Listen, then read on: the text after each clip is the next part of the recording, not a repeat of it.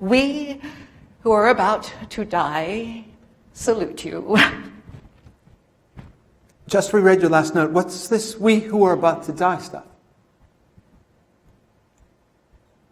May I see you again? I want to see you again, if I may. Dear Mrs. Gardner, I seem to have lost touch with Melissa again. I wonder if you might send me her latest address.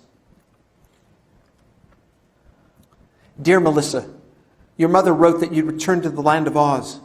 I'm flying up next Thursday to see you. No, please don't. Please stay away.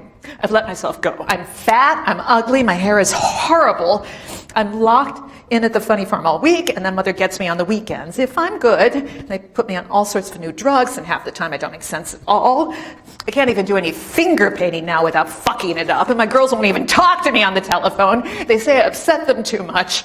Oh, I've made a mess of things, Andy. I have made a total ghastly mess. I don't like life anymore. I hate it. Sometimes I think that if you and I had just...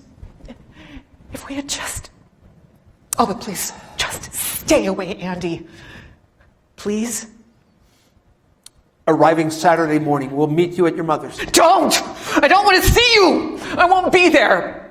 I'll be gone, Andy, I swear. I'll be gone.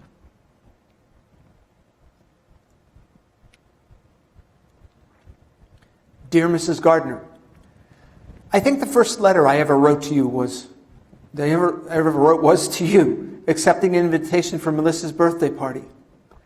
Now I'm writing you again about her death.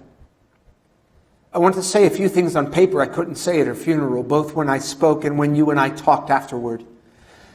As you may know, Melissa and I managed to keep in touch with each other most of our lives, primarily through letters. Even now, as I write this letter to you, I feel I'm writing it also to her. You're in your element now, Andy. We had a complicated relationship, she and I, all our lives. We went in very different directions. But somehow, over all those years, I think we managed to give something to each other.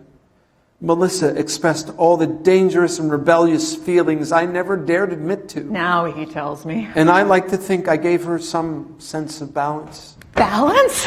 Oh, hell, I give up. Have it your way, Andy. Balance. Most of the things I did in life, I did with her partly in mind. And if I said or did an inauthentic thing, I could almost hear her groaning over my shoulder. But now she's gone.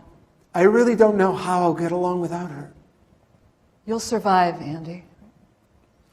I have a wonderful wife, fine children, and a place in the world I feel proud of, but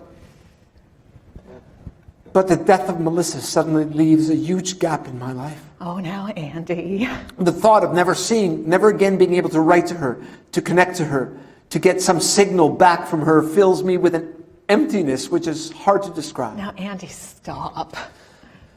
I don't think there are many men in this world who have had the benefit of such a friendship with such a woman.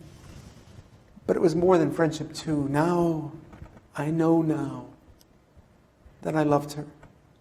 I loved her even from the day I met her when she walked into second grade looking like the lost Princess of Oz. Andy, please.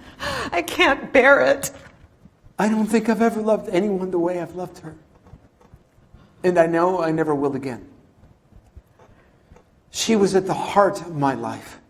And already I miss her desperately. I just wanted to say this to you and to her. Sincerely, Andy Ladd. Thank you, Andy.